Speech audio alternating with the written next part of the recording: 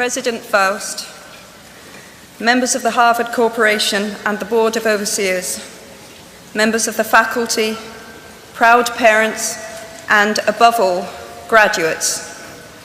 The first thing I would like to say is thank you. Not only has Harvard given me an extraordinary honor, but the weeks of fear and nausea I have endured at the thought of giving this commencement address have made me lose weight.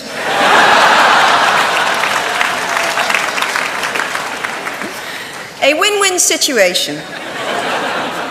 Now all I have to do is take deep breaths, squint at the red banners, and convince myself that I am at the world's largest Gryffindor reunion.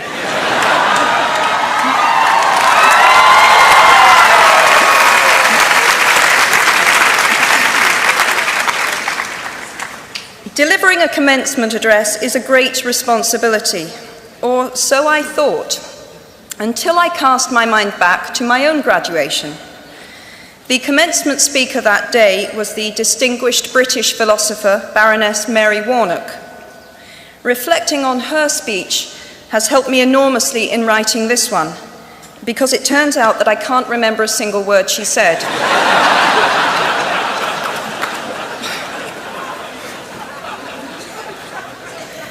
This liberating discovery enables me to proceed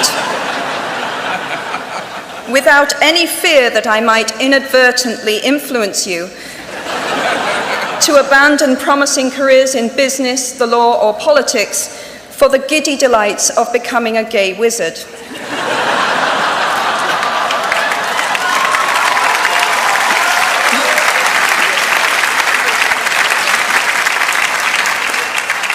You see, if all you remember in years to come is the gay wizard joke, I've come out ahead of Baroness Mary Warnock. Achievable goals, the first step to self-improvement. Actually, I have racked my mind and heart for what I ought to say to you today. I have asked myself what I wish I had known at my own graduation, and what important lessons I have learned in the 21 years that have expired between that day and this. I have come up with two answers. On this wonderful day when we are gathered together to celebrate your academic success, I have decided to talk to you about the benefits of failure. And as you stand on the threshold of what is sometimes called real life, I want to extol the crucial importance of imagination. These may seem quixotic or paradoxical choices, but bear with me.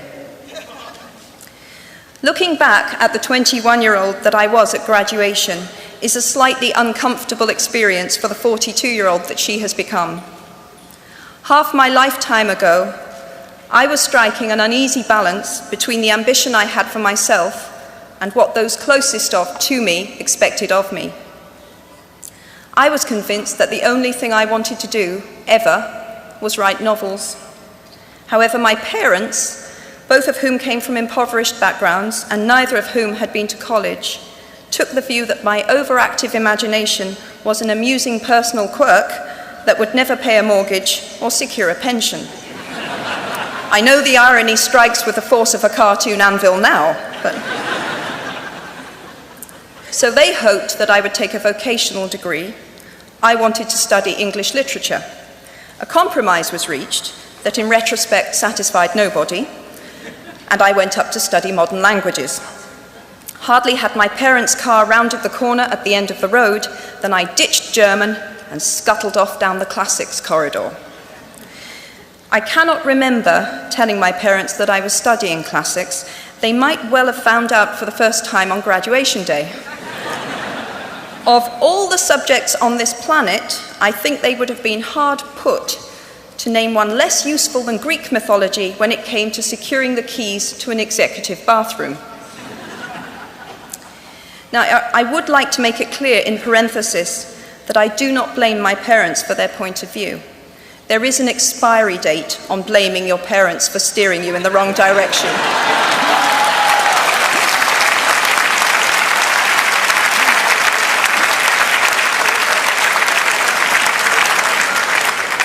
The moment you are old enough to take the wheel, responsibility lies with you. What is more, I cannot criticize my parents for hoping that I would never experience poverty. They had been poor themselves, and I have since been poor. And I quite agree with them that it is not an ennobling experience.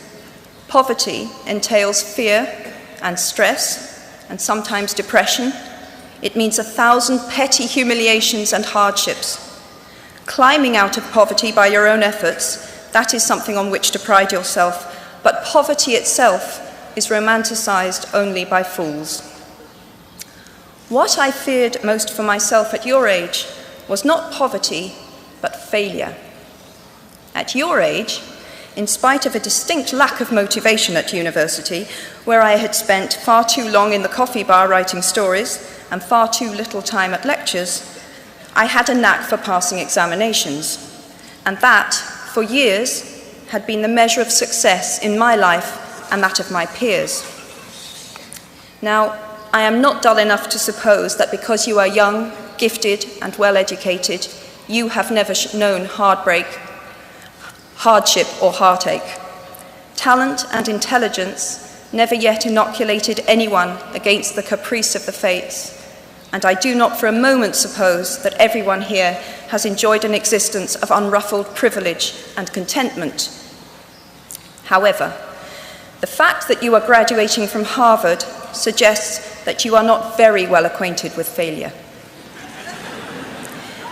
You might be driven by a fear of failure quite as much as a desire for success. Indeed, your conception of failure might not be too far removed from the average person's idea of success. So high have you already flown. Ultimately, we all have to decide for ourselves what constitutes failure. But the world is quite eager to give you a set of criteria if you let it. So I think it fair to say that by any conventional measure, a mere 7 years after my graduation day, I had failed on an epic scale. An exceptionally short-lived marriage had imploded, and I was jobless, a lone parent, and as poor as it is possible to be in modern Britain without being homeless. The fears that my parents had had for me and that I had had for myself had both come to pass, and by every usual standard, I was the biggest failure I knew. Now, I'm not going to stand here and tell you that failure is fun. That period of my life was a dark one, and I had no idea that there was going to be what the press has since represented as a kind of fairy tale resolution. I had no idea then how far the tunnel extended, and for a long time, any light at the end of it was a hope rather than a reality. So why do I talk about the benefits of failure? Simply because failure meant a stripping away of the inessential. I stopped pretending to myself that I was anything other than what I was, and began to direct all my energy into finishing the only work that mattered to me.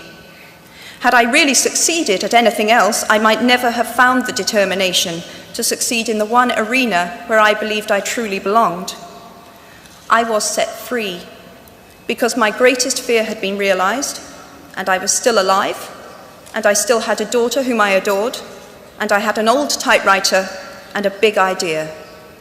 And so rock bottom became the solid foundation on which I rebuilt my life. You might never fail on the scale I did, but some failure in life is inevitable.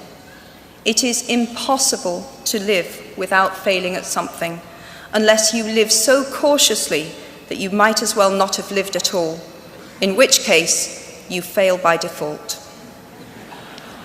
Failure gave me an inner security that I had never attained by passing examinations. Failure taught me things about myself that I could have learned no other way. I discovered that I had a strong will and more discipline than I had suspected. I also found out that I had friends whose value was truly above the price of rubies.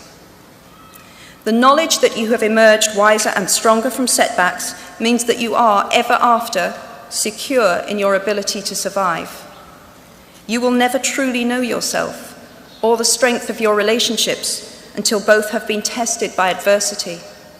Such knowledge is a true gift, for all that it is painfully won, and it has been worth more than any qualification I ever earned. So given a time turner, I would tell my 21-year-old self that personal happiness lies in knowing that life is not a checklist of acquisition or achievement.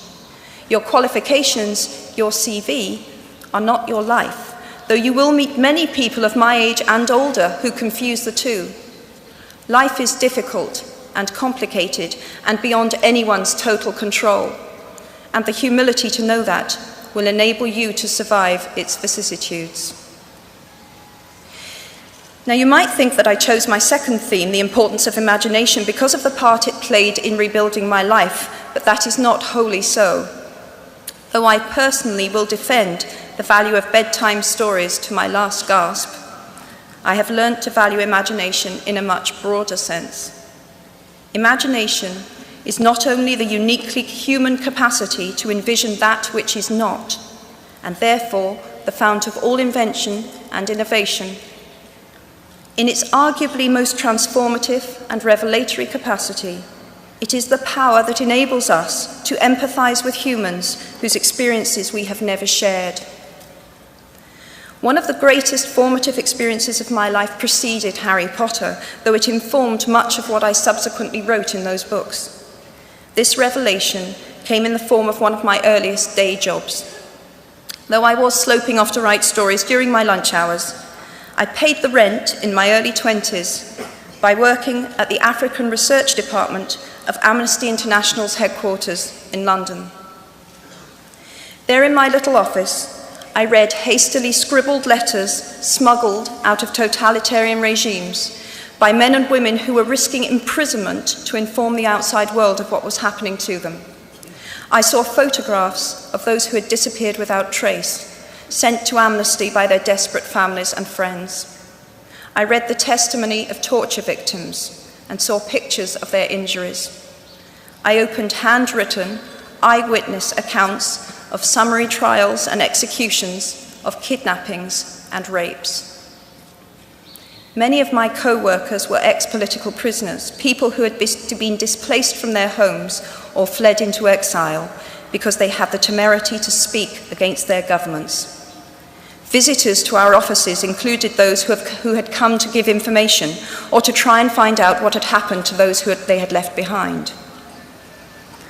I shall never forget the African torture victim, a young man no older than I was at the time, who had become mentally ill after all he had endured in his homeland. He trembled uncontrollably as he spoke into a video camera about the brutality inflicted upon him. He was a foot taller than I was and seemed as fragile as a child. I was given the job of escorting him back to the underground station afterwards, and this man, whose life had been shattered by cruelty, took my hand with exquisite courtesy and wished me future happiness.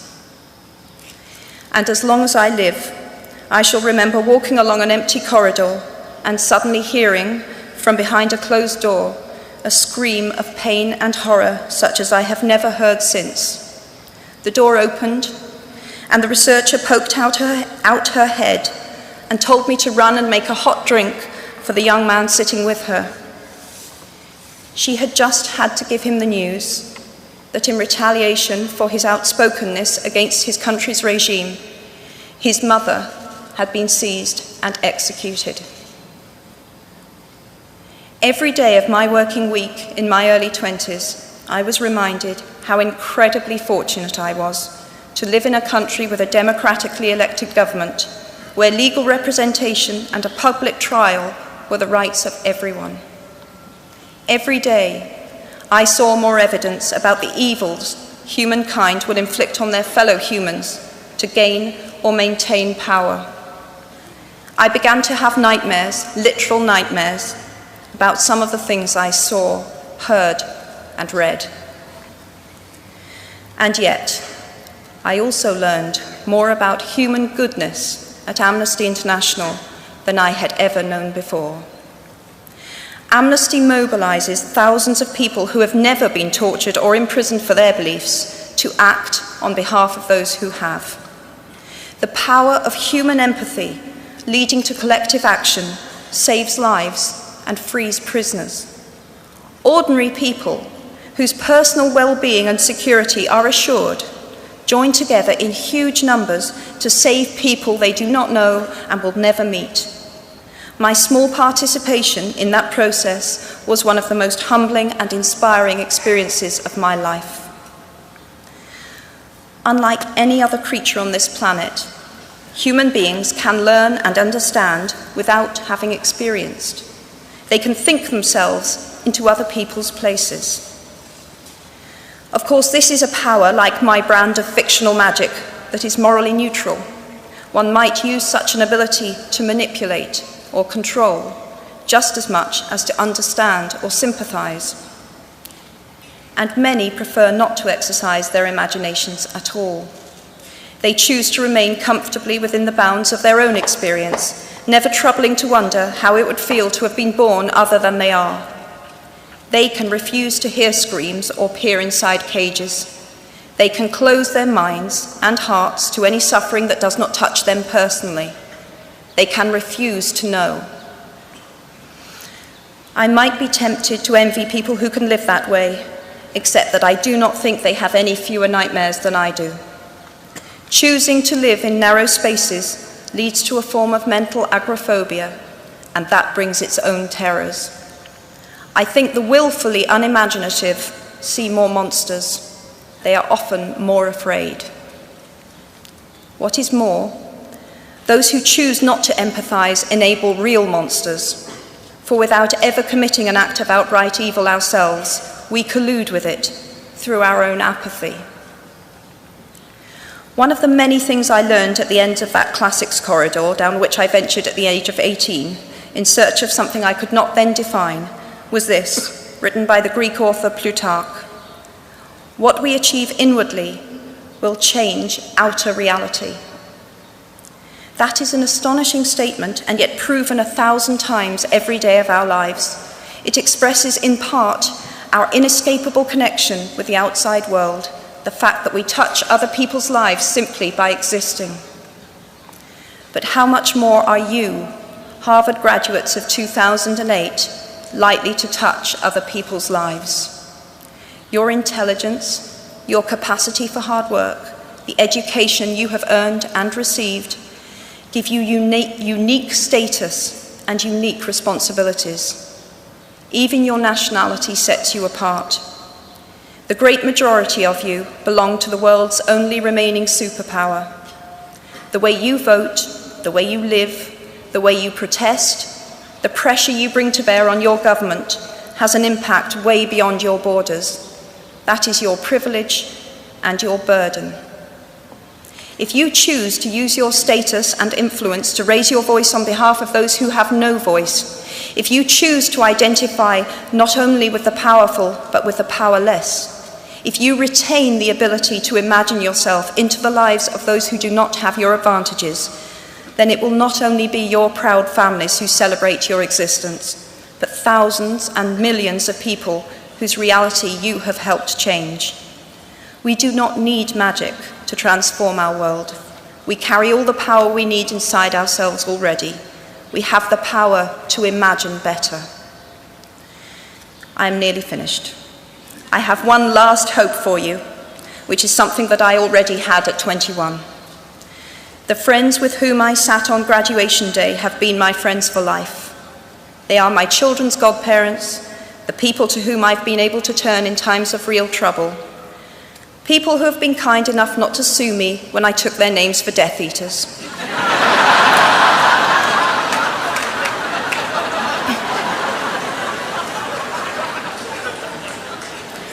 At our graduation, we were bound by enormous affection, by our shared experience of a time that could never come again, and of course, by the knowledge that we held certain photographic evidence that would be exceptionally valuable if any of us ran for Prime Minister.